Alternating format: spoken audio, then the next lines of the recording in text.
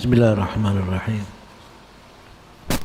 نستفتح الجلسة مثل ما نهى آباؤنا وأجدادنا وأسلافنا ورجالنا وشيوخنا الصالحون. الله يدخل نيتنا بنيتهم وعملنا بعملهم وأخلاقنا بأخلاقهم وعلومنا بعلومهم، واستحضر أرواحهم الطاهرة الزكية في هذه الجلسة وهذه القراءة النافعة، وإلى أرواح والدينا ووالديكم أمواتنا أمواتكم وأموات المسلمين نهدي لهم الفاتحة، وإلى حضرة النبي سيدنا محمد صلى الله عليه وسلم الفاتحة.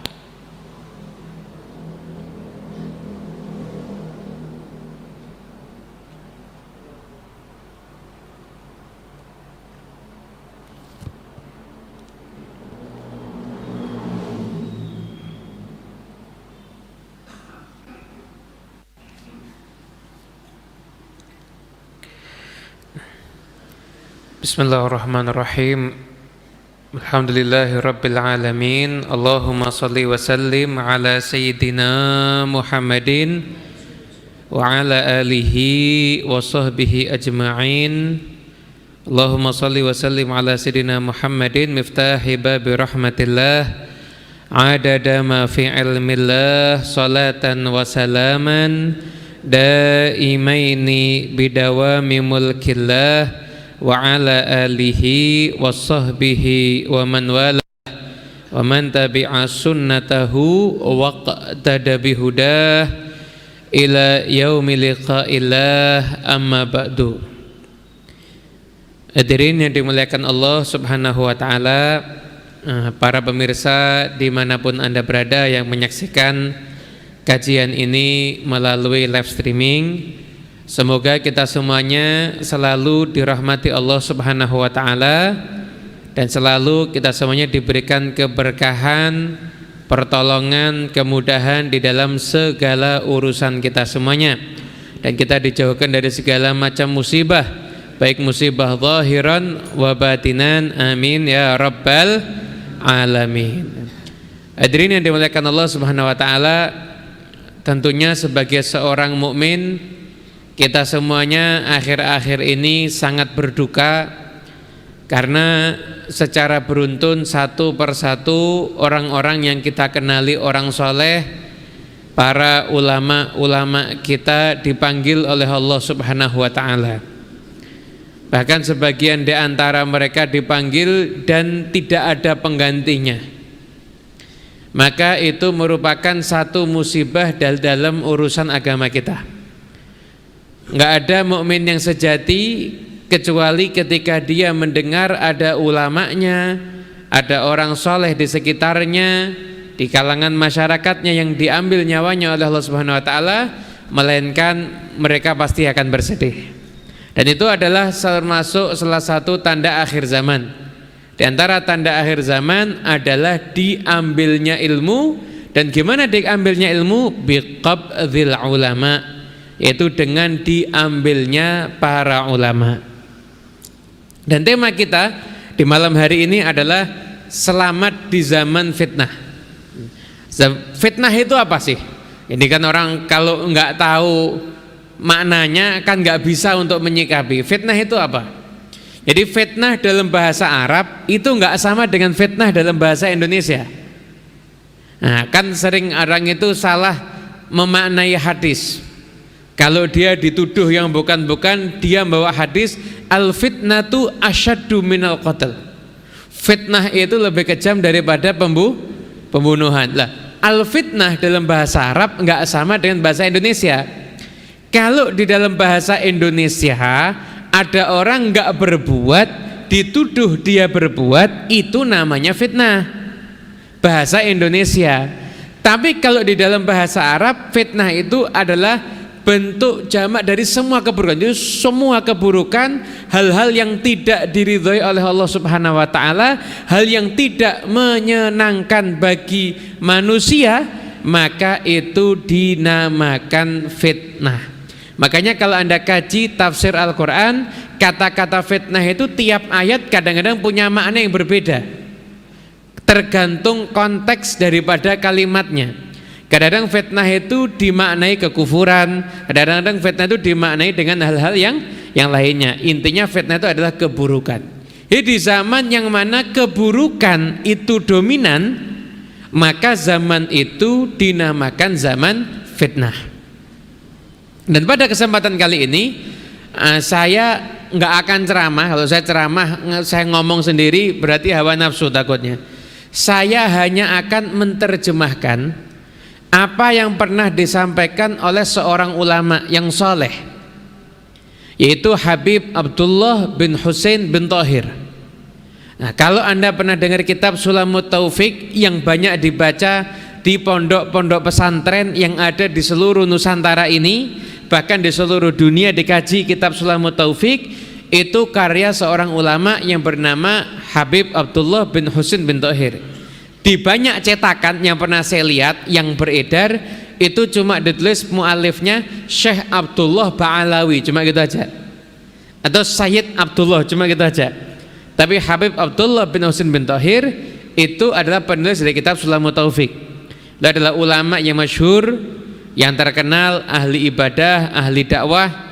Beliau itu punya murid yang bernama Habib Muhammad bin Husain al-Habsyi yang menjadi mufti ada di Mekah dan di Madinah di zaman itu, kurang lebih mungkin sekitar 150-an tahun yang lalu lah. Itu menjadi mufti di sana, dan sanad keilmuan para ulama yang ada di Nusantara ini seperti Kiai Haji Hasyim Asy'ari, Syekhona Khalil, itu kembali ke Habib Muhammad bin Husain al-Habsyi ini, yang mana beliau ada muridnya Habib Abdullah bin Husain bin Thahir. Jadi kalau kealimannya, keulamaannya nggak perlu kita pertanyakan lagi, kesolehannya nggak perlu kita pertanyakan lagi. Beliau satu hari zikirnya itu baca sholawat, baca tahlil, baca kalimat-kalimat tauhid itu hanya 25.000 kali. Sholawatnya 25.000, zikir ini 25.000, tahlil 25.000, itu zikirnya seperti itu. Belum nih nulis kitabnya, belum ngajarnya, muridnya banyak, luar biasa. Beliau orang yang soleh. Beliau mengatakan dalam kitabnya, mengatakan waqala radhiyallahu anhu, walamma kana hadzal zaman al-fitan wal imtihan wal haraj wal maraj. Sungguhnya zaman ini zaman beliau loh, apalagi zaman sekarang. Zaman ini adalah zaman fitnah dan zaman ujian. Banyak sekali al-haraj, haraj itu pembunuhan, wal maraj, maraj itu artinya urusan-urusan yang sudah berantakan. Urusan-urusan yang sudah berantakan, tercerai-berai, begitu. Alladzi wa'ada bihi sayyidu walad Adnan. Yang mana ini sudah pernah disampaikan, dijanjikan oleh Sayyidu walad Adnan, yaitu Rasulullah sallallahu alaihi wasallam. Wal ikhtilaf fil ahwa wal adyan, begitu juga terjadi banyak perselisihan dalam urusan agama dan urusan-urusan yang lainnya. Ahbabna an nadhkura syai'an mimma wassana bihi sayyidun nasihin as-sadiqil amin alladzi huwa bina raufur rahim bi syahadati rabbil karim. Maka saya ingin menyampaikan sedikit wasiat yang pernah disampaikan oleh para pemimpin, orang yang berbuat baik, orang yang memberikan nasihat, as-sadiq, yang jujur, al-amin, yang terpercaya, yang mana dia kepada kita semuanya ini raufur rahim, sangat pemurah dan sangat penyayang. Bisyahadati Rabbil Karim, dengan kesaksian Rabbul Karim, Allah Subhanahu wa taala, yaitu Rasulullah sallallahu alaihi wasallam. Fa innahu shalawatullahi wa salamuhu alaihi lamma dzakara dhuhura tilkal ahwal wa ikhtilafatil ahwal amara man hadaraha bi umurin. Karena sesungguhnya Rasulullah sallallahu alaihi wasallam, beliau ketika menyampaikan akan muncul masa-masa yang kacau, terjadi perselisihan di mana-mana, maka beliau menasihatkan kepada orang yang akan ada di masa itu dengan beberapa perkara. Fa'alaika rahimakallah bimulazamati wasiyatih wal akhdhi biha wa tamassuk bihabliha addu 'alaiha bin nawajid. Oleh karena itu, semoga Allah merahmati kalian semuanya, kata beliau, pegang wasiat Nabi ini, pegang terus, gigit dengan gigi geraham kalian, jangan sampai kalian lepaskan. Jadi saya ngasih gambaran ya, biar kita jelas dulu. Saya kasih perumpamaan. Anda mau pergi ke satu pulau. Di pulau itu banyak sekali problem. Artinya Anda harus sangat berhati-hati. Misalkan di pulau itu Anda jangan tinggal di daerah ini, jangan naik kendaraan ini, jangan berkomunikasi dengan bahasa ini. Kenapa? Karena kalau itu Anda langgar, maka nyawa Anda itu terancam. Pasti kalau Anda dengar ini ada yang ngasih nasihat, oh ini orang berpengalaman ini. Ini orang berpengalaman ngasih nasihat saya. Kamu mau ke pulau itu ya? Iya, hati-hati ya, jangan tinggal di daerah A. Nyawamu terancam di sana. Kenapa? Karena banyak macan. Jangan kamu menaiki kendaraan tipe ini. Ini kendaraan rawan sekali mogok. Kamu bisa terancam nyawamu. Dan jangan berkomunikasi dengan cara seperti ini, karena cara seperti itu bisa membuat orang tersinggung, dan orang sana itu kalau tersinggung itu bunuh. Kita kalau dengar nasihat begitu, kira-kira ini nasihat kita pegang apa enggak? Ini nyawa terancam ini. Nah, sekarang ini Nabi Muhammad SAW, beliau adalah orang yang setiap bicara bukan berdasarkan hawa nafsu, tapi pembicaraan tiap huruf dari lisan Nabi Muhammad dikawal oleh wahyu ilahi. Ma yantiqu anil hawa in huwa illa wahyun yuha. Nggak ada pembicaraan Nabi dari hawa nafsu, nggak ada. Semuanya adalah wahyu yang Allah kawal Nabi Muhammad SAW dengan wahyu tersebut. Beliau menyampaikan kepada kita yang hidup di akhir zaman dengan beberapa perkara yang mungkin ini adalah perkara yang sangat penting untuk kita semuanya saat ini ya. Banyak sekali hadis sebenarnya tentang akhir zaman, dan saya pernah mengkaji hadis-hadis tentang akhir zaman itu selama beberapa masa, dan subhanallah kalau saya perhatikan memang hadis-hadis akhir zaman itu rata-rata yang meriwayatkan Hudzaifah ibnul Yaman. Hudzaifah ibnul Yaman itu dapat gelar sahibu sirri Rasulillah sallallahu alaihi wasallam. Hudzaifah ibnul Yaman itu pernah meriwayatkan, beliau mengatakan begini, seorang itu kalau ketemu sama Nabi nanyanya kebaikan, kalau saya nanyanya keburukan. Kenapa? Khawatir kalau saya termasuk orang yang terjerumus dalam keburukan. Jadi memang cerdas sahabat Hudzaifah ini, memang cerdas luar biasa. Jadi rata-rata hadis akhir zaman dari Hudzaifah ibnul Yaman. Di antaranya ada satu hadis yang pernah kita baca. Hudzaifah ibnul Yaman itu pernah menyampaikan begini, pertama kali yang hilang dari umat ini itu khusyuk. Terakhir nanti yang hilang itu salat. Jadi yang orang dulu generasi awal salatnya masya Allah luar biasa, khusyuk semuanya. Ada sahabat tuh ketika terkena senjata itu, kalau ketika mau diobati itu ketika salat, mau dicabut itu nunggu salat. Kenapa? Ketika salat dicabut panahnya yang nempel nggak terasa. Anda bisa bayangkan ketika salat dicabut panah nggak terasa. Kita sholat masya Allah lihat cecah aja nggak khusyuk kita. Ini nunggu nyamuknya dimakannya kapan. Ada suara HP kita nggak khusyuk. Masya Allah macam-macam. Lapar aja nggak khusyuk kita. Jadi pertama kali hilang dari umat ini khusyuk. Nanti yang terakhir kali hilang sholat. Maaf. Seandainya ada sensus tapi harus jujur. Umat Islam, katakanlah andai kata di kecamatan kita, katakanlah jumlahnya 20.000, itu yang sholat kira-kira berapa persen? Pasti dalam batin Anda punya jawaban yang mirip dengan jawaban saya. Wah, bisa-bisa nggak sampai 50%, bisa nggak sampai 50% ini.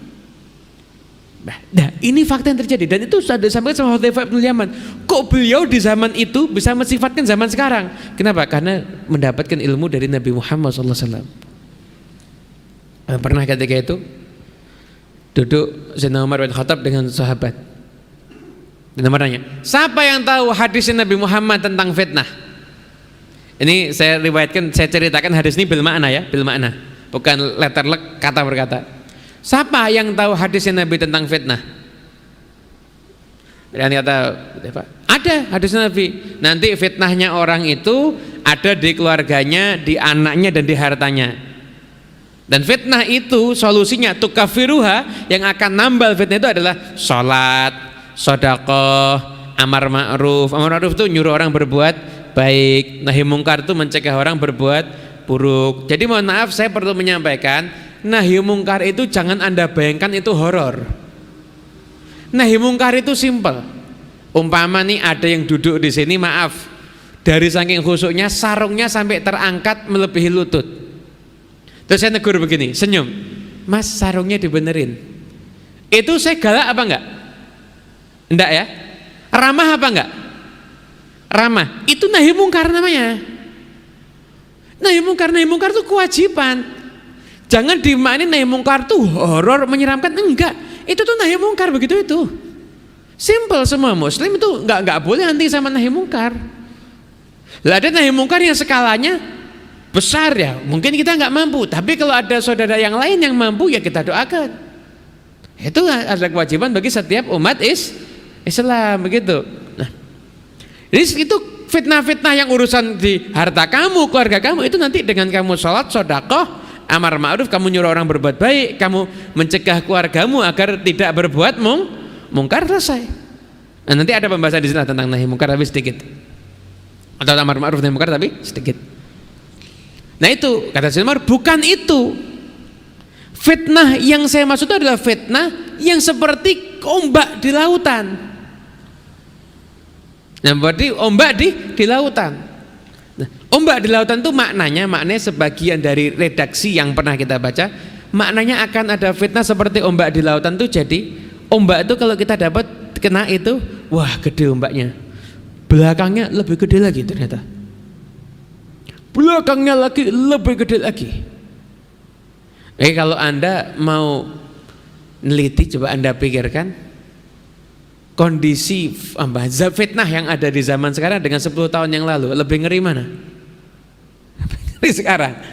Anda bayangin 10 tahun yang akan datang, Anda bayangin zamannya anak-anak Anda nanti, zamannya cucu-cucu Anda nanti.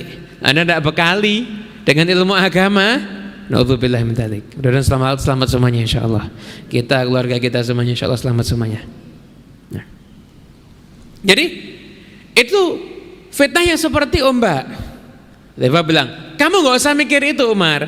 Antara kamu dengan fitnah itu ada pintu yang ditutup. Antara kamu dengan fitnah itu ada pintu yang tertutup. Lalu Sayyidina Umar cerdas, Sayyidina Umar nanya, pintunya nanti dibuka atau dirusak?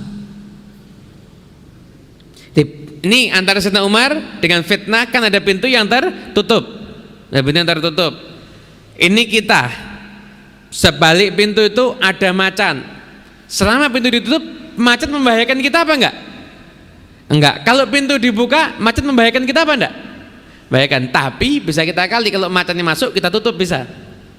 Tapi kalau pintunya dirusak, macannya bisa kembali lagi enggak?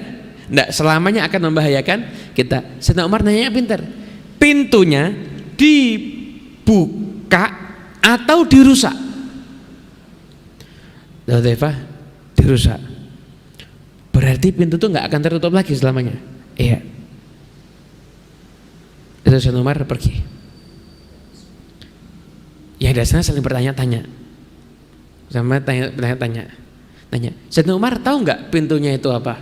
Jawab Hudzaifah, Sayyidina Umar itu tahu pintunya itu apa, seperti tahunya dia bahwasanya setelah besok, setelah malam ini ya akan ada besok, setelah malam akan ada siang, dari saking yakinnya. Siapa pintu itu? Sayyidina Umar bin Khattab.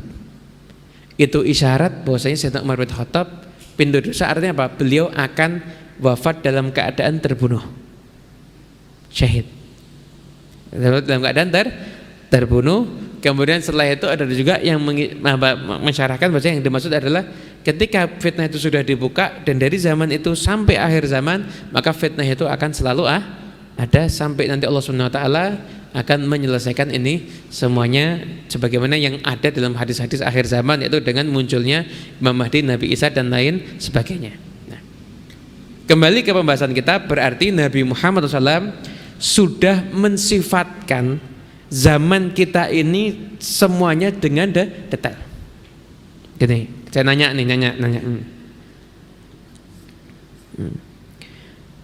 Kita pernah enggak kepikiran anak menikahi ibunya sendiri? Enggak kepikiran kan? Dalam bayangan kita enggak kepikiran kan? Enggak kepikiran. Kita ini sekarang enggak kepikiran. Anda bayangin di zaman Nabi Muhammad SAW orang juga enggak kepikiran. Tapi Rasulullah SAW dalam hadis sudah menyatakan, la ya'tiyanna ala ummati ma'ata ala Bani Israel, sesungguhnya akan datang kepada umatku apa yang datang kepada Bani Israel, hathwan na'li bin na'li, setapak demi setapak, hatta in kana minhum man ata ummahu alaniyah. Bahkan di antara mereka nanti akan ada yang mendatangi ibunya, menikahi ibunya secara terang-terangan. Akan terjadi nanti orang nikah dengan ibu kandungnya sendiri. Nabi Muhammad SAW sudah menyampaikan 1400 tahun yang lalu lebih, beliau sudah menyampaikan keadaan kondisi ada di zaman sekarang. Kalau kita mau selamat, ikuti ajaran Nabi ini. Setiap zaman kita dituntut untuk menjadi orang yang baik, tapi akhir zaman ada tuntunan khusus dari Rasulullah SAW. Tapi akhir zaman kita sudah, yang kita pikirin adalah as-salamah, keselamatan surah. Gimana caranya zaman fitnah ini berlalu dan kita semuanya itu bisa melalui dalam keadaan kita semua selamat daripada fitnah. Amin ya rabbal alamin. Nah, dalam hadis ini disampaikan dari Abi Umayyah Asy-Sya'bani, beliau mendatangi Abu Tha'labah. Beliau nanya, ya Abu Tha'labah, kaifa taqulu fi hadhil ayah ya ayyuhalladzina amanu 'alaikum anfusakum la yadurrukum man dhalla idza tadaitum. Ya Abu Tha'labah, gimana pendapat kamu tentang ayat ini? Wahai orang-orang yang beriman, urusilah diri kamu sendiri dan tidak akan membahayakan kamu orang yang tersesat selama kamu menjadi orang yang benar. Gimana itu terhadap ayat ini? Maka Abu Tha'labah menjawab, ama wallahi laqad sa'alta anha khabiran, sa'altu anha Rasulullah SAW. Orang itu ketika dapat pertanyaan begitu mengatakan apa? Demi Allah, kamu sudah tanya pada orang yang tepat. Ya tentu kalau tahu yang benar, saya ngomong, saya ini tahu yang benar, enggak apa-apa. Kamu tanya sama orang yang tepat. Saya udah pernah nanya pada Rasulullah SAW. Apa kata Nabi? I'tamiru bil ma'rufi wantahau 'anil munkar. Kamu itu ajak orang berbuat baik dan cegahlah orang berbuat buruk. Ajaklah orang berbuat baik dan cegahlah orang berbuat buruk. Cara berbuat baik gimana? Kalau kamu, jadi gini, amar ma'ruf nahi munkar itu kurang lebih begini ya. Kalau Anda seorang pemimpin, berarti Anda punya tanggung jawab kepada rakyat Anda. Kalau Anda kepala rumah tangga, maka tanggung jawab Anda kepada apa yang ada di rumah tangga Anda, istri dan anak Anda semuanya, gitu. Nahi mungkar pun juga sama. Nahi mungkar dengan kekuasaan kalau Anda pemimpin. Nahi mungkar dengan biliat, dengan kekuasaan kalau Anda itu seorang pemimpin, Anda seorang misalkan ketua, silahkan di lingkungan Anda pemimpin. Nahi mungkar Anda dengan kekuasaan. Nahi mungkar dengan lisan untuk siapa? Untuk orang-orang yang memang bisa menasehati, khususnya para ulama atau orang yang sekiranya orang itu akan mendengarkan nasihat Anda dan Anda nasihatin. Setelah itu nahi mungkar dengan hati. Siapa? Ya kita sekarang ini lihat, Masya Allah banyak kemungkaran terjadi di mana-mana dan lain sebagainya. Hati kita harus ingkar. Tidak boleh kita meridhoi kemaksiatan seperti apapun juga. Anda bayangkan dua anak Nabi Adam. Ada salah satu anak Nabi Adam yang dibunuh sama saudaranya. Kita zaman sekarang, kalau ada di antara kita yang meridhoi pembunuhan itu, padahal itu terjadi di zaman dulu, zaman Nabi Adam, kita juga dapat dosanya. Anda bisa bayangkan itu. Anda di sini, Anda di zaman sekarang ini antara entah sudah berapa ratus ribu tahun mungkin, tapi Anda meridhoi, itu enggak apa-apa itu dibunuh. Anda meridhoi pembunuh secara zalim pada itu dulu. Anda dapat dosa membunuh padahal Anda nggak pernah membunuh, hanya karena Anda meridhai pembunuhan. Na'udzubillah min dzalik. Hati-hati. Ini zaman dulu loh ini. Tapi Anda ridho, Anda mendapatkan dosa seperti Anda membunuh. Na'udzubillah min dzalik. Pada setelah itu ingkar dengan hati kita, jangan ridho terhadap ada yang nggak baik. Ada prostitusi dibuka, Anda senang, nggak apa-apa, itu hak asasi manusia. Anda di sini nggak ikut jadi pelanggannya sana, tetap dapat dosa Anda. Setiap di sana terjadi kemaksiatan, Anda tetap dapat dosanya. Kenapa? Anda ridho.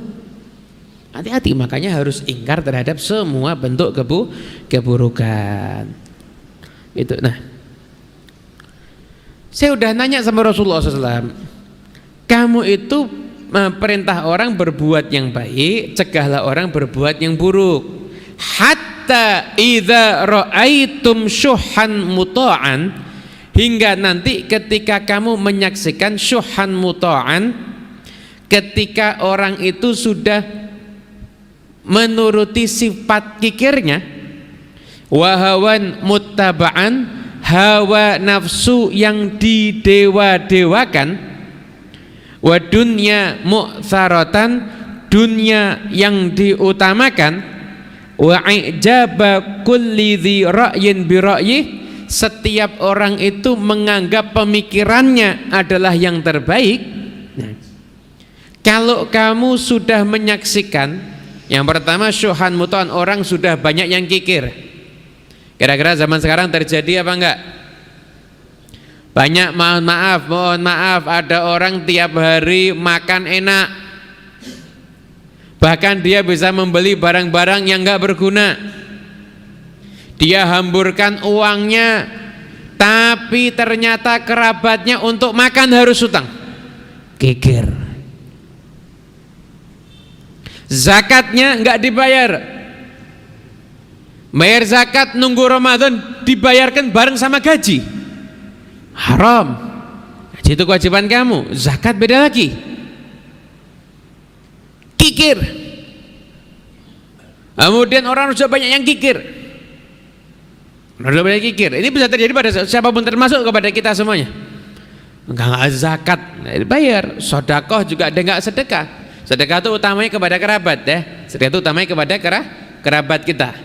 Jadi kadang-kadang orang semangat kalau sedekah yang sifatnya itu Masya Allah, sedekah ke luar negeri, ada musibah, wah semangat, keluarganya nggak diurusin.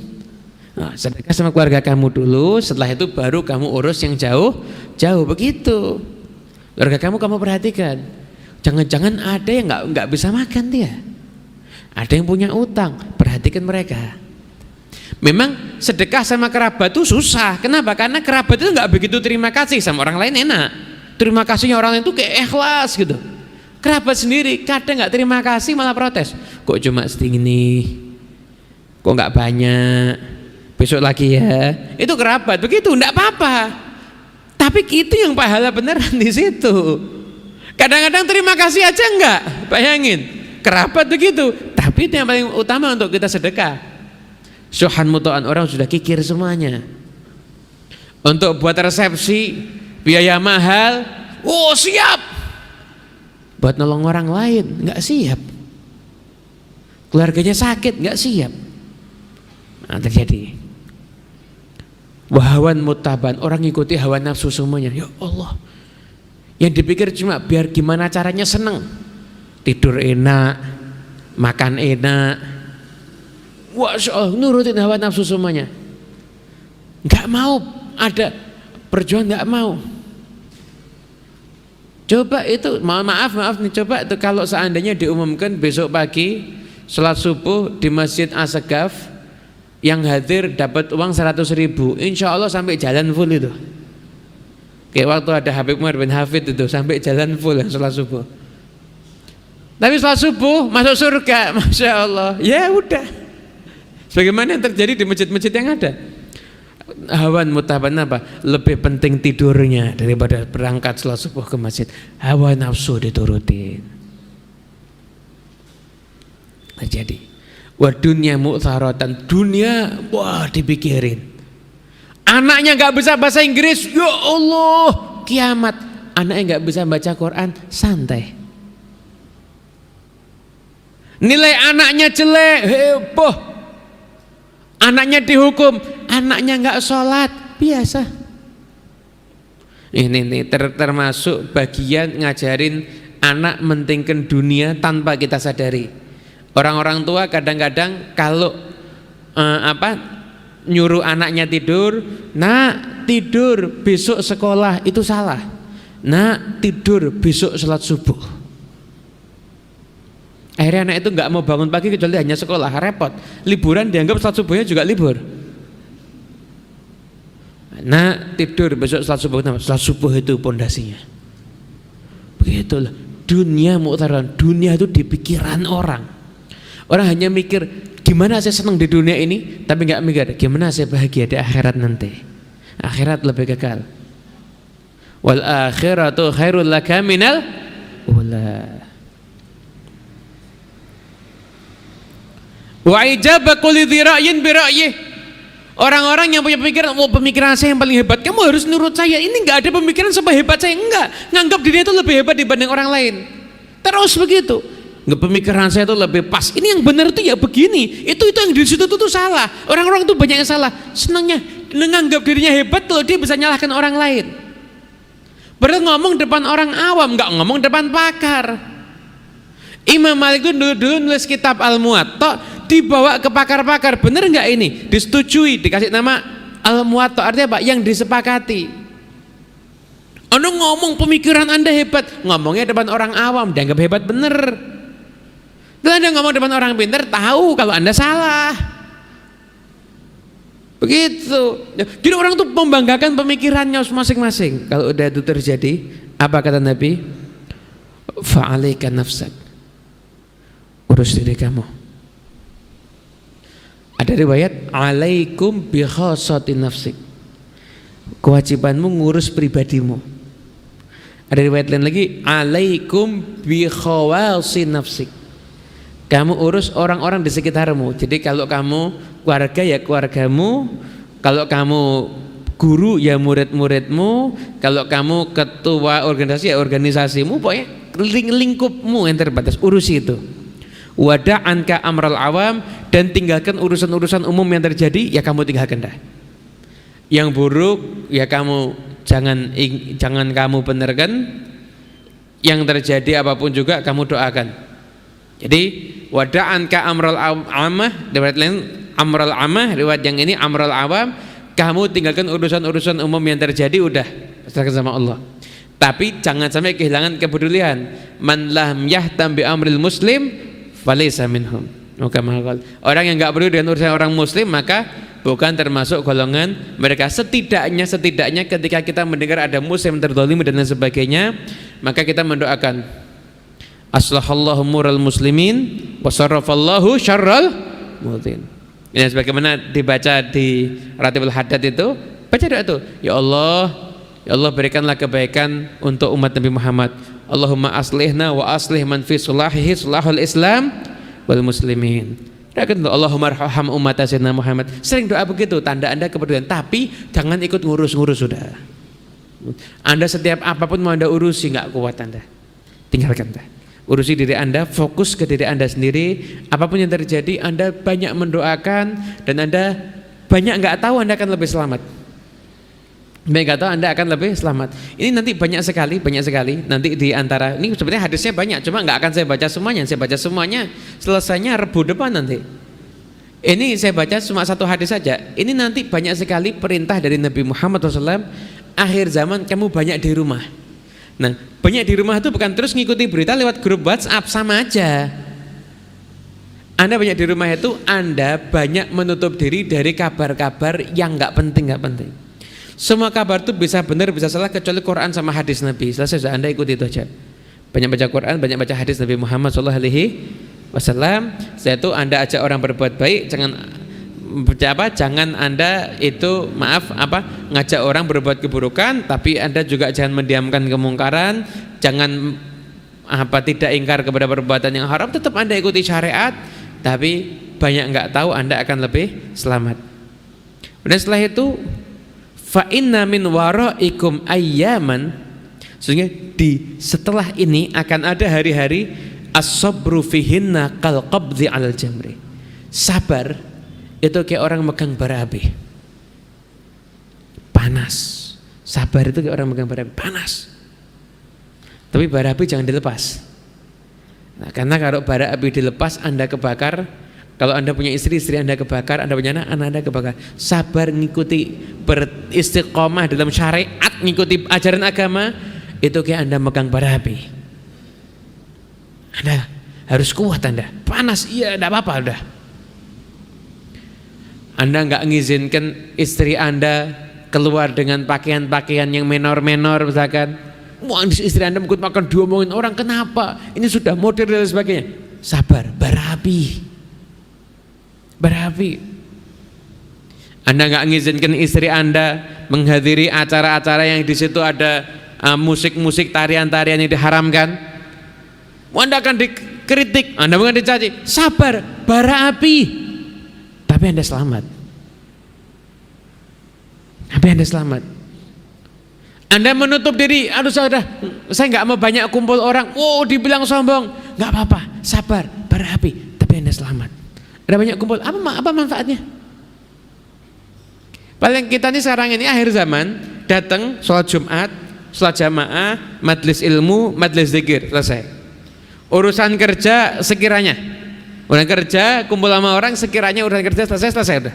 Banyak di rumah, banyak kita baca Al-Quran, banyak kita mungkin baca buku-buku yang bermanfaat, hadis-hadis Nabi Muhammad SAW, itu lebih manfaat. Saya lihat di YouTube, dengerin ceramahnya ulama, boleh asalkan ulamanya jelas. Ulamanya jelas. Rekreasi sama anak, tanazzuh, boleh, enggak apa. Sebentar selesai itu kembali lagi. Ini akan lebih selamat. Akan lebih selamat. Gitu.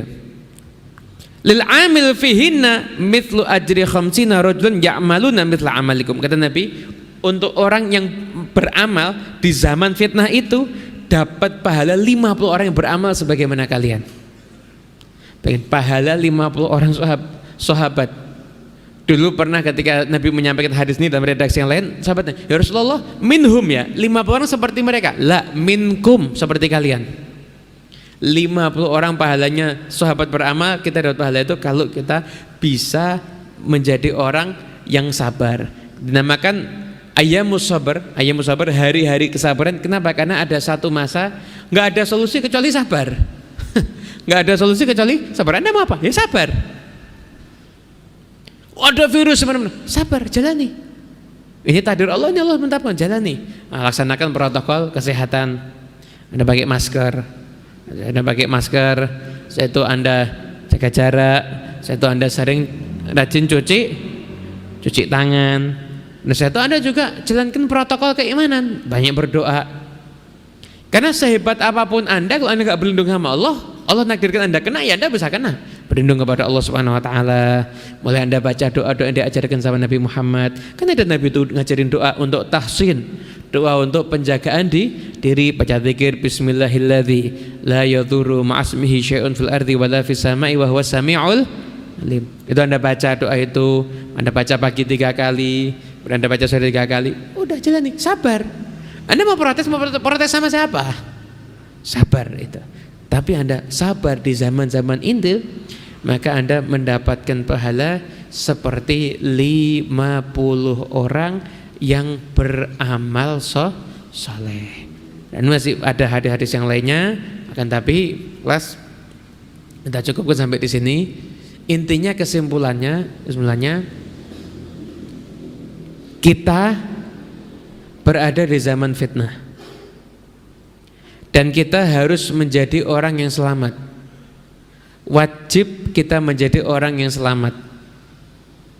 Gimana selamatnya kita? Selamatnya kita adalah kalau kita bisa menjaga diri kita. Kita kembali kepada Allah. Kita mulai memperbaiki sholat kita. Kita mulai ngukur diri kita. Saya ini kurangnya apa sih? Oh, sholat sunnahnya ternyata belum istiqomah. Mulai kita pelan-pelan.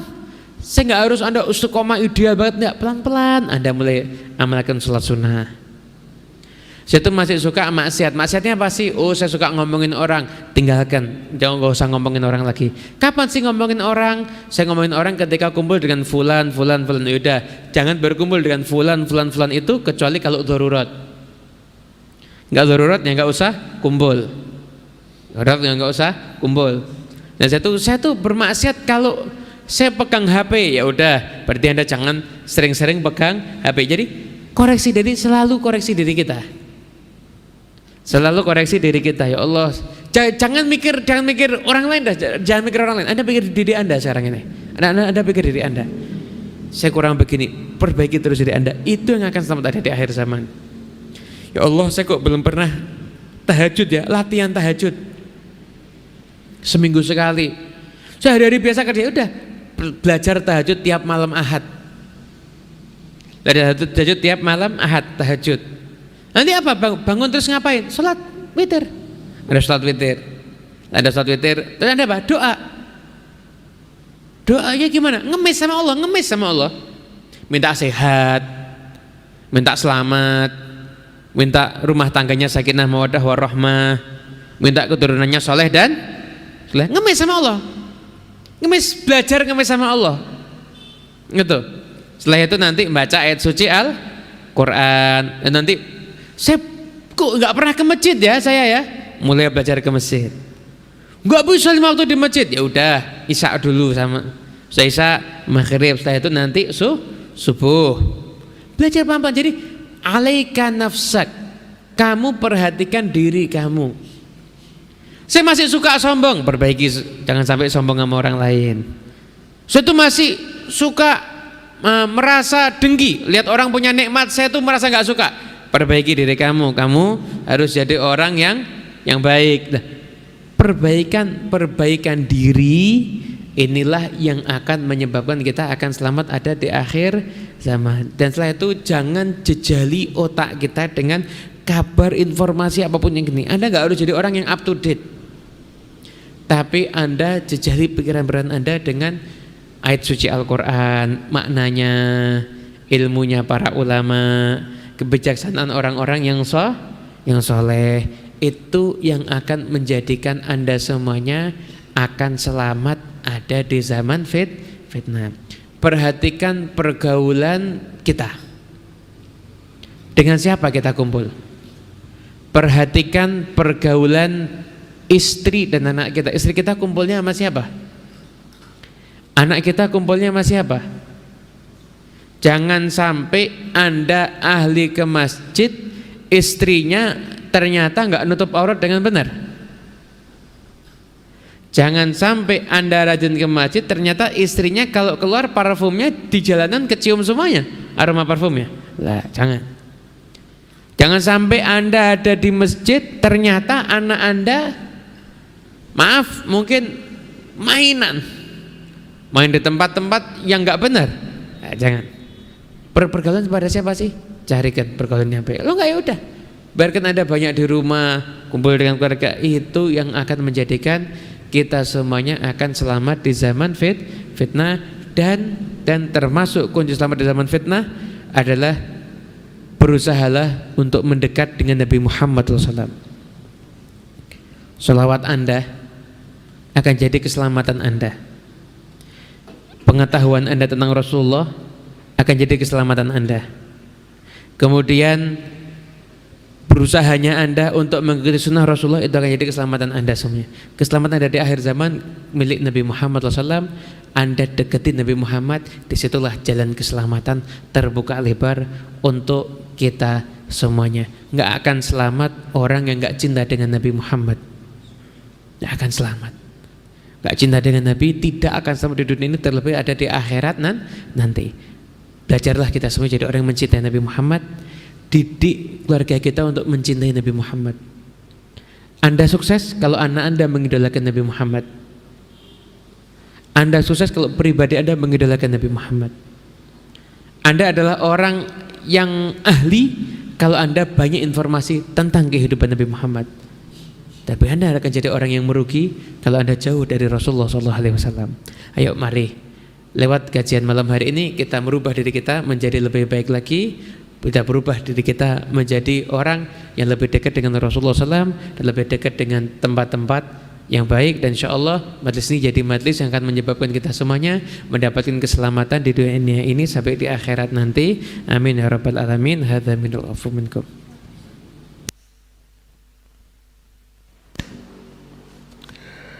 Doa kesembuhan untuk Syekh Ali Jabir dan untuk Kiai Abdullah Gimnasiar Agim dan siapapun dari guru-guru kita, ulama-ulama kita yang saat ini sedang sakit dimanapun mereka berada, juga keluarga-keluarga kita, jamaah kita. Nas'alul karim yatakarram alaihim bi syifa'il ajil wa lutfi syamil, syifa'an la yughadiru saqaman wa la alaman wa yahulu bainahum wa bainal amrad wal asqam bi hurmati sayyidina Muhammadin khairil anam. ويرزقهم العافية ودوام العافية وتمام العافية والشكر على العافية، يطول أعمارهم مع صحة كاملة وعافية تامة. على هذه النية بسر الفاتحة. أعوذ بالله من الشيطان الرجيم. بسم الله الرحمن الرحيم. الرحمن الرحيم مالك يوم الدين. إياك نعبد وإياك نستعين. صراط الذين أنعمت عليهم غير المغضوب عليهم ولا الضالين. آمين. الفاتحة قبل الإقبال وسائل الحوالي إلى حضرة سيدنا رسول الله محمد بن عبد الله صلى الله عليه وسلم، ثم إلى أرواح جميع آبائه وإخوانه من الأنبياء والمرسلين وأزواج رسول الله وأصحاب رسول الله وأهل بيت رسول الله وذريته رسول الله، وإلى أرواح والدينا ووالديكم وأمواتنا وأمواتكم وأموات المسلمين ومن عمر هذا المسجد وعبد الله فيه والمتصدقين عليه والقائمين بحقوقه من السابقين واللاحقين وشيخنا وشيخهم وذوي الحقوق علينا وعليهم أجمعين، ومن كان بالسابق حاضرا معنا بهذا المجلس، أن الله يغفر لهم ويرحمهم ويغشاهم الجميع بالرحمة والمغفرة ويعلي درجاتهم بالجنة وينفعنا بأسرارهم وأنوارهم وعلومهم ونفعاتهم بالدين والدنيا والآخرة وبحقهم على الله وأسرارهم عند الله، أن الله يجعل جمعنا هذا جمعا مرحوما وتفرقنا من بعده تفرقا معصوما، وأن الله يغفر ذنوبنا ويستر عيوبنا ويشفي مرضانا ويعافي مبتلانا ويحسن أخلاقنا ويوسع أرزاقنا من غير تعب ولا مشقة، مع لطف وعافية وصحة وسلامة وتوفيق والهداية، ويجعلنا وإياكم من الذين يستمعون القول فيتبعون أحسنه، وأن الله يدفع عنا البلاء ويرفع عنا الوباء عن بلادنا هذا خاصة وعن سائر البلدان عامة. ونسأل الكريم أن يطول عمركم في طاعة الله ورسوله مع الصحة كاملة وعافية تامة، ويتكرم علينا وعليكم بحسن الخاتم عند الموت في خير وطب عافية وسلام. وإلى حضرة النبي سيدنا محمد صلى الله عليه وسلم. الفاتحة. أعوذ بالله من الشيطان الرجيم. بسم الله الرحمن الرحيم. الرحمن الرحيم مالك يوم الدين. إياك نعبد وإياك نستعين.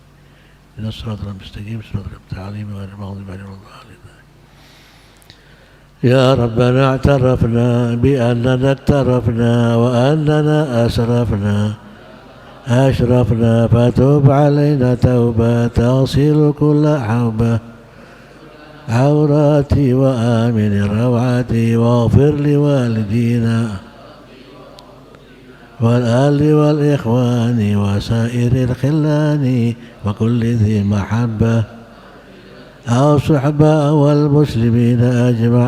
آمين. ربي اسمع فضلا وجودا منا اكتساب منا بالمصطفى الرسول بكل سولي صلى عليه عد الحب وآله وصحبه عدادة صحبي، والحمد لله في البدء والتناهي.